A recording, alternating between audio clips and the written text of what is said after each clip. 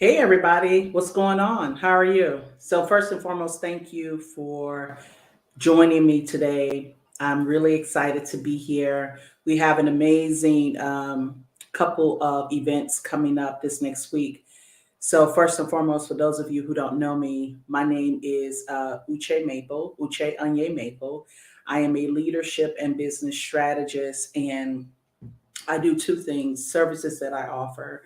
The first one is I help organizations develop with leadership development for the next generation of leaders. And for my high performers, overachievers, I help them to start a side business while working a full time job without being overwhelmed. So, a lot of times, and what that essentially means is that if you've had a hobby, or if you've had a passion and you've already been doing it on the side, or there are multiple of great ideas that you want to start, but you just don't know where, that's where I come in. I come in and help you at the very beginning because it can be overwhelming, it can be daunting, but it can be done. Yes, yes, yes, yes. So just want to say thank you for joining me today. So here's the thing, for the next couple of weeks, I'm going to be focusing on really for the end of the year is on how to plan to wealth. And what that essentially means is that I will be focusing on and helping you learn how to turn your knowledge into currency. Because the reality is that your currency is your knowledge. Oftentimes, what we don't know is how to develop and how to utilize, really monopolize the information that we have. We try to figure it out in the workplace, but the reality is that your information that you know and that you understand and that you are gifted to do is what's going to increase your brand from a monetary standpoint. That's with anything that you do. That's with any passion that you undertake. That's with any business idea that you have that you want to cultivate into something else. It is based on your knowledge. Yes. All right, so let's go ahead and get started. So this week I'm doing two learning lunches on Tuesday, which is today, and the other one on the 27th, which is Thursday at 12 o'clock. These are like mini learning lunches. So for those of you who don't have a lot of time, you can definitely come back and watch the replay here on LinkedIn or on YouTube. I'm streaming to both platforms. Get grab some notes, take notes while you're doing this, take a break while you're doing this so that you can gain the information that you need, especially during times of uncertainty. Let me tell you a little bit about who I am. So first and foremost, again, my claim to fame is I was able to retire at the age of 44 last year. It's been a year now. It has been an absolute year, and it has been an amazing year. And I'm really excited because I get to do so many things that I haven't done before. But let me say this: it's not that it's not earned, right? 22 years in the corporate place, went to school for engineering for 4 years, went and got two masters. And then also, in addition to that, being a full time mom, being a full time wife, and really being a full time me is a lot. So, and this is how I look at it, if I have time to do all of those things and plus also be very active in community service, I have enough time where I can invest in me so that I can create the wealth that I desire, so that I can live the life that I want to live and be able to position myself not only to just help my generation, but to help others around me as well. Yes. So the biggest thing that I have been able to do is learn how to effectively manage my time, be more intentional with what I want to do every day in every way, and making sure that things that I want to sign up for, that I do sign up for, is in alignment with who I am as a person. It's in alignment with what my goals are, but more importantly, it's in alignment with what I desire to be. I no longer have to, um, what's the word I'm looking for? I no longer have to take on things that I don't want to take on. And now I can take on things that I desire to take on. Yes. So for those of you who are listening and watching, make sure you let me know where you're calling from, and let's get started. So thank you for joining the Learning Lunch today. We're going to be talking about how to lean into your strengths during times of uncertainty. Times of uncertainty could be a plethora of things, correct? Um, it could be one with the ever-changing environment. It could be changing your jobs. It could be the unknown, especially for those of us who are taking care of our parents. That's me right now. This is a time of uncertainty. Let me tell you that, okay? Because I am taking on and taking care of my mom, and and I have a lot of siblings. But when I tell you this is something that I was not planning for, or even and I just think about this. I remember when I started working 22 years ago, and I remember listening to the more senior, seasoned professionals talking about how they were taking care of their parents. And what I thought was, and I remember saying, "Oh, that won't be me." Well, guess what? I'm doing it right now. Yes, yes, yes. So it has been such a an experience. However, what I had to do when I'm talking about learning to lean on your strengths in time of uncertainty, those are things that I had to lean on. And hey, Sam, how are you? Good morning. Thanks for joining. Definitely appreciate that. So let's get started. So, I talked about how my claim to fame was the fact that I retired from corporate 22 years ago. My experience includes systems engineering, includes program management and leadership development. Those are some of the areas of expertise that I had.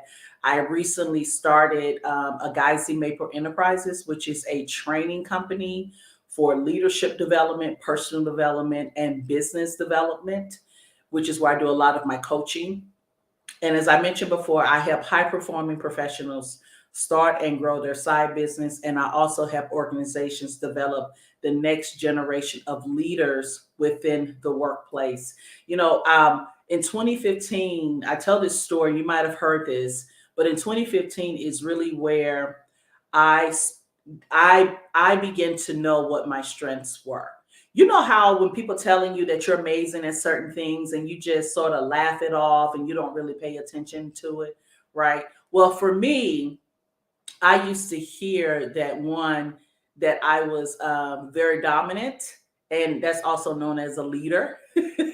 Like I come in and take charge, and my girlfriend used to tell me, "Quit being a backseat leader," because I was trying to always lead from behind the leader.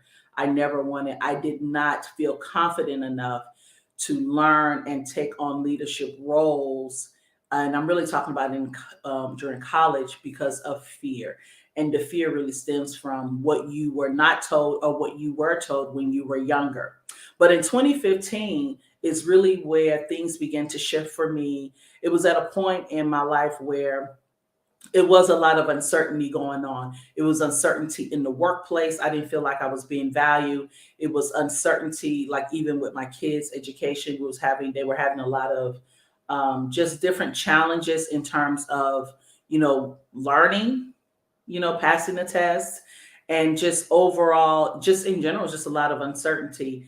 And that was probably one of the first time I had actually found and got enrolled into a leadership program at the local university, and they assigned me a career coach. Let me just tell you this. I had never heard of a career coach, much less a life coach or business coach, which is what I am, right? I'm a business coach.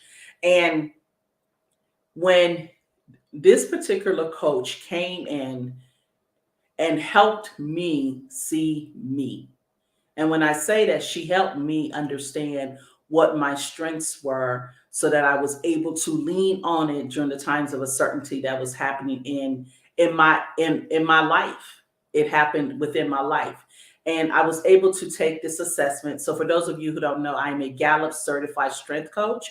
So if you, and I'm going to put a selfish plug in there right now, if you are trying to figure out what your strengths are, or how to cultivate it, how to communicate it, and how to really leverage it in anything that you do, just DM me, right here on LinkedIn, or you can do it on YouTube, and then set up a session with me, and I can perform an assessment with you, because that is one of the most life changing things that anyone has ever done for me. And when I do it to others, it is life changing to them as well.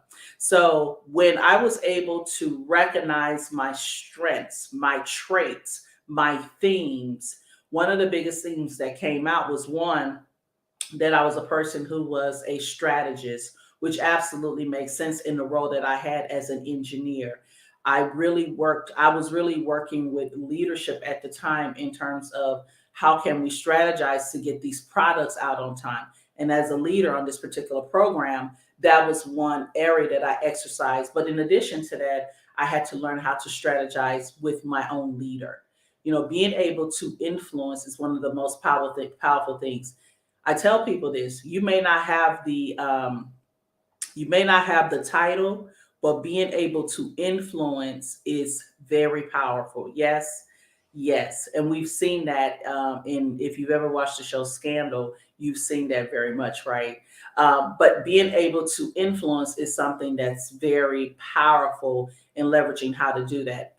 What we're going to talk about today is, one, today we're going to talk about how you can find your strengths and what that means, and how knowing what your strengths are helps you as a person in any environment that you're in. And on this Thursday, we're going to talk about how you can lean into them during times of uncertainty. Okay. So first and foremost, Sam is in the building. Who else is here? Tell me who you are, and then let me know what you get paid to do. Pretty much, what business are you in, if you are owning your own business, or if you are definitely you have your own career and you're working a 9 to 5. Go ahead and put in chat what it is you do. This way, this gives us pretty much a baseline on who's here, and things that you do. All right, so I already talked about what we're going to be talking about. And let me just go back to the story because I didn't finish it. But when that coach helped me identify, one, I said she helped me identify that I was a strategist, where I was being influential. She helped me identify that I was a maximizer. So I maximize every opportunity. Good isn't good enough. Great is better. Achiever, that meant that I was overachiever. I was a high performer.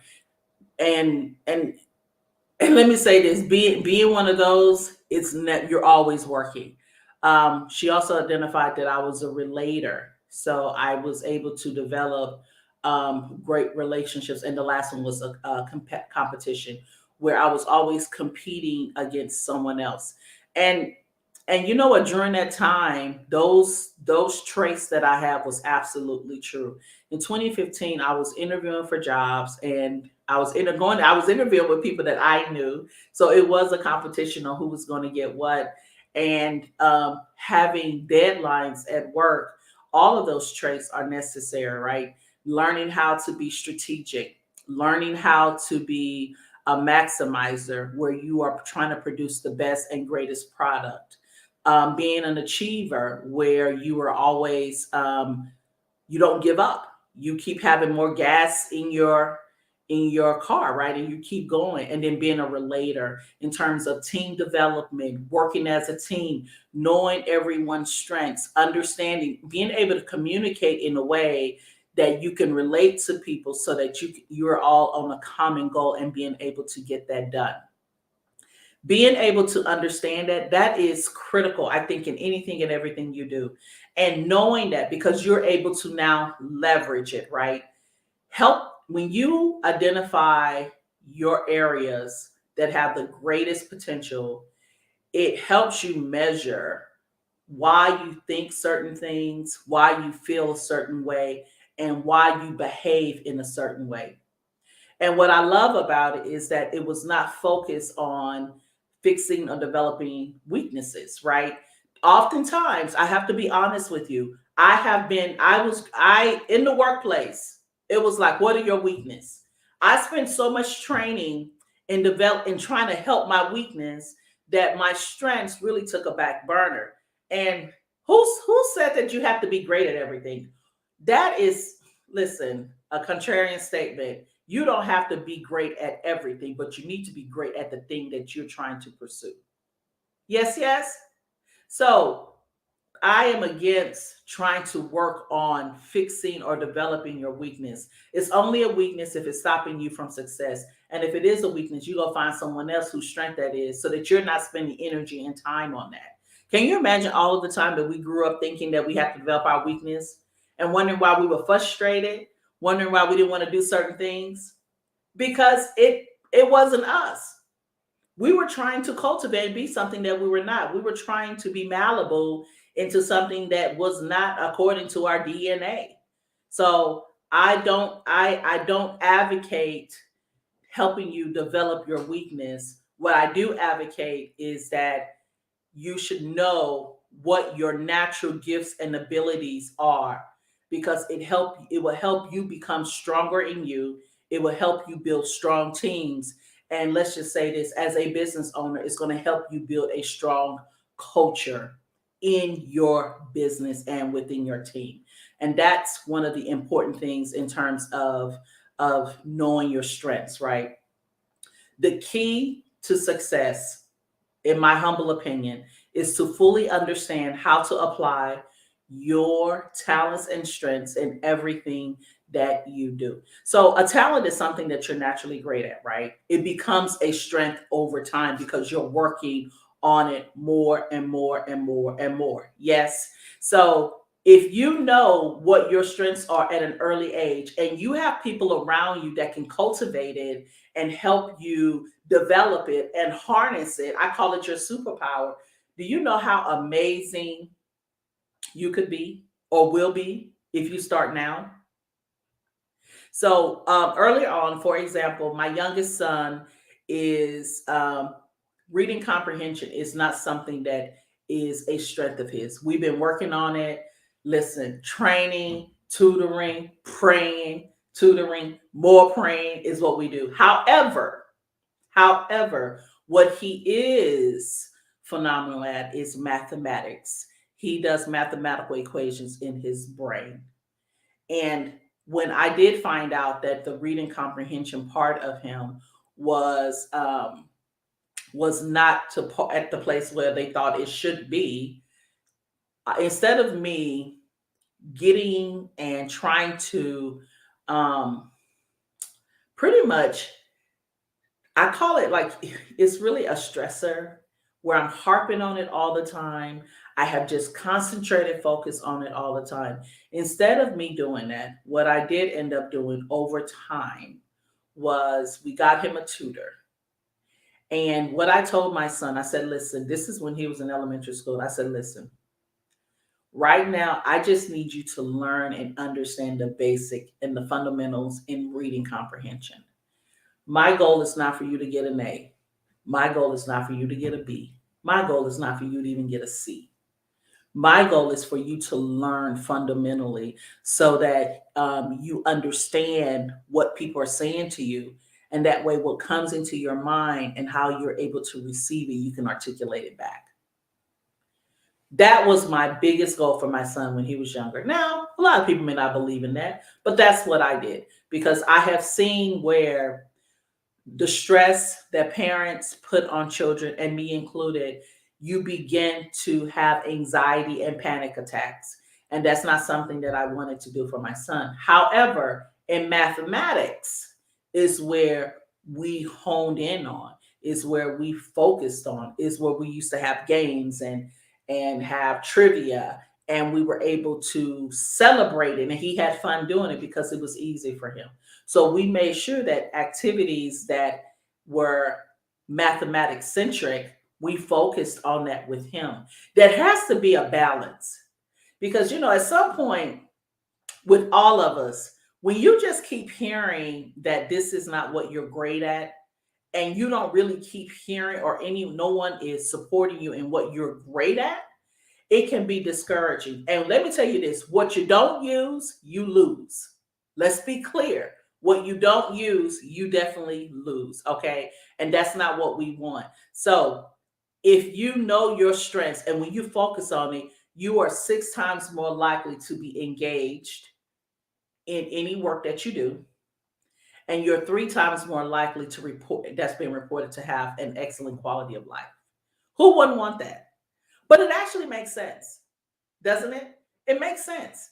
It makes sense where when you know what your strengths are, who would not want a happier life? Because you have a tendency to focus on that. Now, again, it becomes a weakness if it's stopping you from being successful. So let's be clear. If you're a person that's not great with time management and you have deadlines that you have to meet, and that's not your area of expertise, then you either need to you need to go hire somebody, or you need to find a workaround that's going to help you become successful at it. There are too many applications now. There are too many virtual assistants. There are too many executive assistants that you can hire, or workarounds for you not to be successful in time management, right? Okay. So that I just want to make sure that caveat, and like people not say, "Oh, Uche said I don't have to do this." That's not what I'm saying. What I'm saying is make sure that if it's something that's stopping you from success, you have a plan on how to be successful in that area. Yes, yes. All right. So when you're working in your strengths, those we talk about it, one, you have a better quality of life. You have a more positive outlook and interactions with people that you have to engage with. Think about it. And as easy as it sounds and as simple as it sounds, it is true. Because how many of us are doing things that we can't stand? And when we have to interact with people, we have an attitude with it. One thing they say is your attitude is like a price tag. When people come to you, they'll see how valuable it is. Let's be clear. But you have a negative because you're doing something that you don't find joy in. You're using talents that are not naturally you. If I had to get up and sing every day, I will be stressed out every day. Okay, I'm going to tell you that now. So you have to get into the position where you're utilizing and knowing what your strengths are, so that you can cultivate it and leverage it during times of uncertainty. And more importantly, the third key, which I think is important, is when people are working in their strengths, is that you achieve more daily. Let's not take it for granted. Oftentimes, when you are doing something that's very easy, you take it for granted because we have been conditioned that anything easy is not valuable. Oh yeah, I'm dropping some nuggets today. We have been conditioned that anything easy is not valuable. That is false. When you are doing something and it's easy for you, that means that that's your area of strength and you need to maximize and be able to capitalize on it. That's why I'm having my 2-day workshop coming up November 15th and 16th on how to turn your knowledge into currency. Your currency is your knowledge. Your knowledge is based on the strengths that you use to gain that knowledge. Hence, you're able to achieve more daily. Hence, when you start your business and you're wondering why you are soaring and striving, and you are, especially people who have a very magnetic aura about them, and they're wondering like, why are people attracted to them? We call these woo, W-O-O, winning others over. You can win others over. It is a natural gift that you have. Use it. Okay. So those are the 3 things. And then, so let me ask you this. Here's some of the things to think about. Here's something to think about in terms of just giving you an idea of what your strengths are. So do you talk to people in the elevator, grocery store, wherever you go?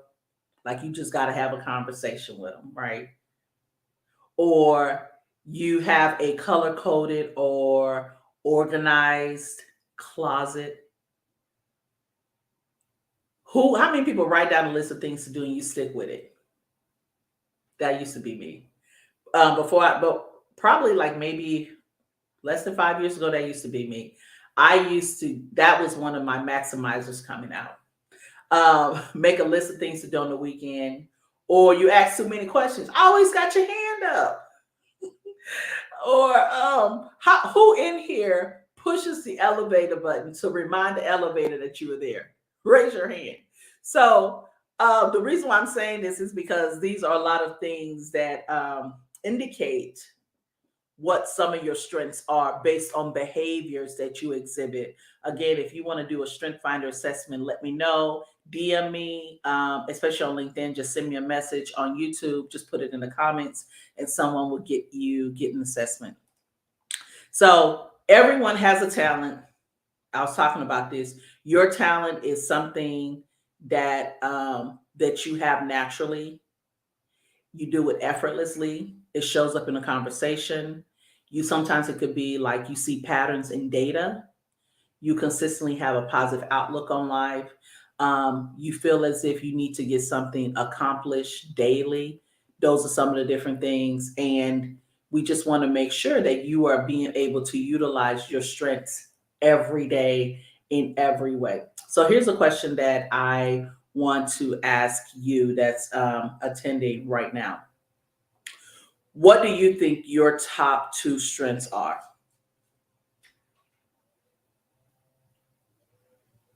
What do you think your top two strengths are? Write it down. Actually, top three.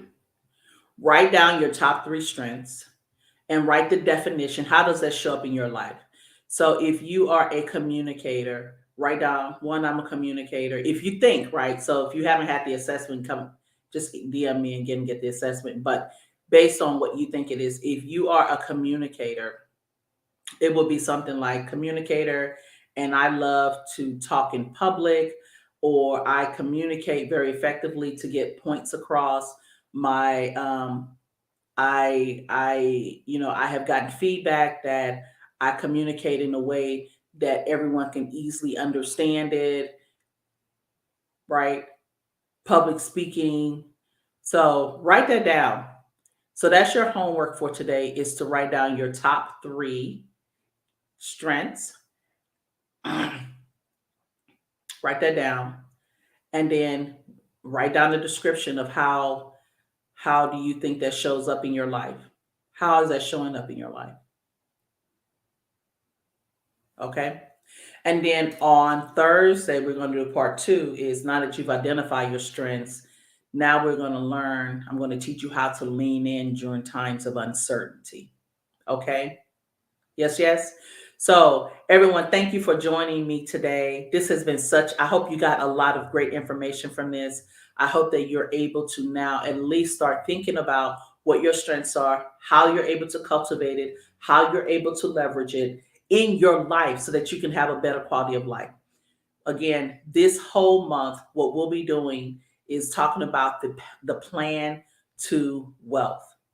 And I'm saying plan because as a business coach to high performing working professionals, I teach you how to plan to start your side business. If I had not started my side business, I would not have been able to retire at the age of 44. And not in addition to retiring, really having an option. A lot of times I have ran into too many people who don't have options. And I'm saying options in terms of in your 40s and 50s. You are still working. You're still working like you're working when you're younger. One thing that Bishop T.D. Jakes said is that you hunt when you're younger and you enjoy the spoils when you're older. And I'm going to leave this. Before I leave, I want to give you guys food for thought, something to think about. Hey, good morning, Emeka. This is something to think about. My mom actually retired at the age of 55. So maybe this is where I get it from, right? But she was able to retire at the age of 55 to go and care for my sister. And years later, when my mom turned, I don't know if it was 62, 63. So my mom started working. Let me put it in reference. Let me put it in reference. My mom started working in 1970. She retired in 2006. So that's 26 years. Oh no, that's 36 years. Excuse me. That's 36 years. So when she was able to receive SSA, they told her that she didn't have enough credits and that she needed to go back to work to receive SSA. Go figure. Go figure. I had only been working 7 years at the time. And I distinctly remember, because I just had my son, I said, I don't want to put myself in that position. I don't want to. And again, this is before I knew anything about learning how to turn my knowledge into currency. So my mom, so I said to myself, it's like, I'm going to put as much money into SSA so that, I have enough credits. And you can go and check yourself, just to let you know, you can go look on your account, SSA, and it tells you if you had to get disability or anything like that, how much money you will be available for. But don't forget also too, SSA said that we're going to be running out of money in 2038. So you may not have any money anyway. Okay, but I digress, because this is a whole different subject here. But my point being is that I remember distinctively when my mom said, hey, I got to go back to work because I don't qualify for SSA. And I was just, it blew my mind. It blew my mind. So my mom went back to work. As insane as it is, in her 60s, just so that she can get the credit. And I don't know how many of you are here. Now, my mom likes to work. She don't know anything else to do, so she's working at a daycare. But I don't know about you. I don't want to have to work or choose to work. So when I was able to retire at 44, I took it. And this is why it's important that you write down your goals. Because I started my business 3 years prior, because we started investing in real estate 15 years ago, it positioned us to have the flexibility that one of us can retire. Oh, let me say this, I was debt free. So I'm gonna put that in there. I had paid off my debt, I didn't have any debt. But exception of student loans. Okay. Which is probably hopefully is going to be removed. But I want to say that is position yourself and learn how to cultivate your knowledge so that your currency is always there. Anytime, any place, and that you can make money wherever you go. Because that's the thing. Animals can survive pretty much where they go. They adapt. And if you know how to leverage your strengths, which will reinforce your knowledge in a way, during times of uncertainty, you're going to thrive no matter what. So come back on Thursday and we'll talk about how you lean on them in your moment of uncertainty so that you can persevere and keep pushing forward. All right, everyone. My name is Uche Maple. I'm a leadership and business strategist.